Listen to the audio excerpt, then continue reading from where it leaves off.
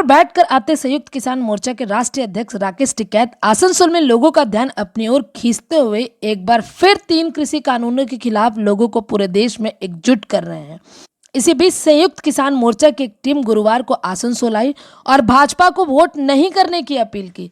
राकेश टिकैत ने कहा कि दिल्ली में किसान कृषि कानूनों के खिलाफ अभी तक आंदोलन चला रहे हैं, वहीं भाजपा के नेता किसानों से मिलने की बजाय बंगाल में किसानों को बरगलाने का काम कर रहे हैं। बंगाल के किसानों को भाजपा का पूरी तरह से विरोध करना चाहिए। बंगाल में यहाँ पे फसलों का एमएसपी नहीं मिलता है। यहाँ तो पता ही नहीं कि एमएसपी में कोई चीज़ होती है। भारत सरकार ने जो रेट निर्धारित कर रखा है फसलों का, वो मिलना चाहिए यहाँ के किसानों को। चुनावों के टाइम में संयुक्त किसान मोर्चा का आना क्या मकसद से? नहीं, मकसद क्यों नहीं भाई, ये भारत का अभियान अंग है, यहाँ पे आना चाहिए, आएंगे।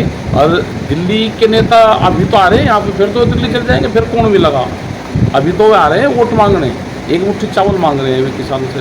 तो हमने कहा कि इसकी एमएसपी मांग लेना इनसे, क्योंकि चुनाव के बाद में गए हुए थोड़ा आने, फिर 5 साल बाद में आएंगे। फिर तो 2024 में आएंगे, 23 के बाद में लगाना शुरू करेंगे और 24 में आएंगे फिर। तो अब उनको पकड़ देना चाहिए जो भी दिल्ली से आ रहा, और उसको कहो कि हमारी फसलों का एमएसपी कब भी लगा। बंगाल के किसानों को भी मिलना चाहिए। वो आधे रेट में अपनी फसलों को बेचता है, उसकी फसलों की लुटाई होती है, तो मिलना चाहिए। कल जेपी नड्डा जी आकर कहते हैं किसानों के लिए केंद्र सरकार लगातार पैकेज तैयार कर रही है, उनकी सहायता कर रही है। कल आसनसोल की धरती पर आके ही बोला है उन्होंने। अरे बोला तो किसान को पता है क्या धान किस रेट में बेचता है, मक्का उसने किस रेट में बेची, अपनी फसलें जो भारत सरकार के रेट हैं क्या वे बेचे। यहाँ पे उनके होल्डिंग लगने चाहिए, ये रेट है इस रेट का, और ये भारत सरकार ने रेट निर्धारित करा है, क्या उस रेट पे किसान की फसलें बिकी।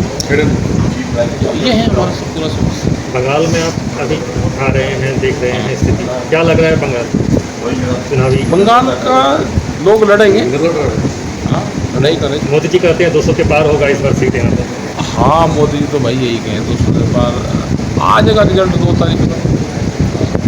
सर शीतलकुची में एक घटना हुई थी जो केंद्रीय बलों ने 4 लोगों को गोली मार दी थी, उससे लेकर क्या करेंगे? यहाँ पर बीजेपी हिंसा कर रही है केंद्रीय बल को लेकर, या तो बीजेपी तो हिंसा पे ही ताकती है। बीजेपी वाले वो तो हिंसा करवाते हैं, वो तो पूरे देश में हिंसा करवाते हैं। जब भी आते हैं मंदिर के इशू है, कोई और तो काम है उनका, कोई विकास के नाम पर थोड़ा आते हैं वे तो देश को बांटते हैं, आम लोगों को बांटते हैं, उसी इस पर आते हैं, झगड़ा करवा करते हैं विकास का, एजुकेशन का, हेल्थ का, सड़कों का। तो ये इशू नहीं उनका है बांटने का इशू।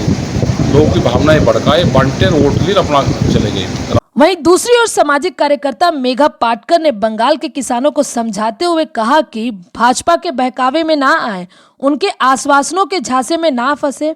वहीं कूच बिहार की घटना का जिक्र करते हुए उन्होंने कहा कि सीआरपीएफ तो केंद्र सरकार की पुलिस है, इस घटना के पीछे उनका ही हाथ है। तो संयुक्त किसान मोर्चा जो है, जिससे आज आंदोलन चल रहा है, तो हम उसके समिति के सदस्य बंगाल में पहली बार नहीं, पहले भी आ चुके हैं, क्योंकि मोर्चा का ये निर्णय हुआ कि जो सरकार केंद्र में बैठी हुई किसानों की अवमानना कर रही है, उनके मुद्दों पर दुर्लक्ष्य कर रही है, और उसके बदले जाति और मजहब के नाम पर या हिंसा के द्वारा अपनी वोट बैंक बनाने की कोशिश कर रही है। तो हमें ये सच्चाई जो है मोदी सरकार की नीतियों की, किसान विरोधी कानूनों की, श्रमिकों के पक्ष के कानून जो इन्होंने निरस्त कर दिए आज़ादी आंदोलन से जो उभरे थे, ये इनकी सबकी सच्चाई हमको लोगों तक पहुंचाना बहुत ज़रूरी है। तो बीजेपी को ही वोट देकर अगर बंगाल में दिलाएंगे तो बंगाल में आज की समस्याएं होगी नहीं, ऐसा नहीं है। लेकिन केंद्र सरकार तो पूरा विदेशीकरण, कंपनीकरण, निजीकरण का जो रास्ता ले रही है, उससे बंगाल में बेरोजगारी तो और बढ़ेगी। और बंगाल की जो भूमि सांप्रदायिक, ये तद्दन झूठ बोलने वाली सरकार है। अगर उनका सचझूठ करना है तो एक प्लेटफॉर्म पर आना चाहिए, जैसे अमेरिका में चुनाव में होता है कि पक्ष विपक्ष के कैंडिडेट्स एक मंच पर आते हैं, वैसे अगर यहाँ होगा तो हम जवाब दे सकते हैं। ये तो आज किसानों के तमाम अधिकार छीन ले रहे हैं, किसानों के यानी खेत मजदूरों के, पशुपालकों के भी, हम मछुआरों को भी, चाय बागान में काम करने वालों को भी किसान ही मानते हैं। इन सब के हाथ के संसाधन छीन कर ये अडानी अंबानी क्या अब अडानी वॉलमार्ट के साथ जुट रही है। तो देशी और विदेशी बहुत बड़े पूंजीपतियों को हस्तांतरित कर रहे हैं। और तीनों कानून उनकी मुनाफाखोरी बढ़ाने के लिए लाए हैं। जो बातचीत में इन्होंने जवाब दिया है वो कोई जवाब ही नहीं है, मूल मुद्दों पर कोई जवाब नहीं दिया। झूठ बोलते हैं कि संयुक्त किसान मोर्चा के नुमाइंदों ने कोई सही सहभाग नहीं लिया, बातचीत नहीं की। हम तो हर बार बातचीत के लिए तैयार रहे हैं और मोदी सरकार का ये अनुभव सबसे अधिक नर्मदा आंदोलन को है। 35 साल से ये कभी संवाद करने वाले है ही नहीं, इनकी संवेदना भी नहीं है, न कष्टकरी मजदूर, न श्रमिक, न किसानों के पक्ष में। और ये तो खेती ही खत्म करने जा रहे हैं, राशन व्यवस्था भी खत्म करने जा रहे हैं। ये बंगाल के लोगों के पास जा रही है, क्या आश्वासन मिल रहा है? बंगाल के लोग क्या सोच रहे हैं? बंगाल के लोग तो मुझे लगता है कि समझ रहे हैं कि धर्म के नाम पर गुंडागर्दी उनको मंजूर नहीं है। और रहे हैं इस बार 200 के पार करेंगे, बंगाल की सीटें लेंगे 200 से ज़्यादा, क्या लगता है? पहले ही कैसे मालूम पड़ता है? क्या मशीनें उनके पास कोई वोट निकालने की?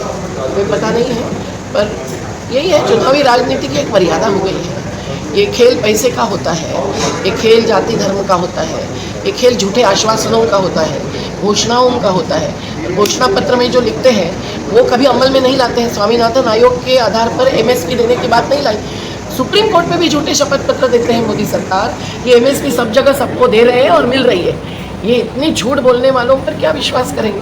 केंद्रीय जो सुरक्षा लाई है यहाँ का, उसके द्वारा 4 लोगों की मौत हो जाती है, इस विषय में क्या? बहुत ही गंभीर स्थिति है। आज केंद्रीय जो भी संस्था है, जो भी संरचना है, जो भी एक प्रकार का मंच है, उस हरेक में हस्तक्षेप केंद्र सरकार का है। वो दिल्ली सरकार के अधिकार छीनते हैं, ये सुप्रीम कोर्ट तक एक दबाव प्रभाव बनाते हैं। इसलिए रिटायर होने वाले सभी जजेस एक तरफा फैसले देते हैं। ये CBI और RBI को स्वतंत्र रूप से फंक्शन नहीं करने देते हैं और सभी सार्वजनिक उद्योग रेलवे और LIC, BSNL और BPCL तक बेचते हैं। तो फिर इनका हाथ इसमें नहीं है, ये उनको साबित करना पड़ेगा। चुनाव आयोग पर भी ये अपना हस्तक्षेप, चुनाव आयोग भी उसी संस्थाओं में से एक है और वो सही रूप से जांच नहीं करता है। ये आज की बात नहीं है, ये कुछ सालों से। आसनसोल म्युनिसिपल पार्क और त्रिवेणी मोड़ में हुई सभा में संयुक्त मोर्चा के तेजिंदर सिंह बाल, गुरविंदर सिंह, TMC नेता गुरुदास चटर्जी, भानु बॉस, मुकेश झा, बिमल जलान, शंभू गुप्ता, रणवीर सिंह, शाहिद परवेज आदि लोग मौजूद थे।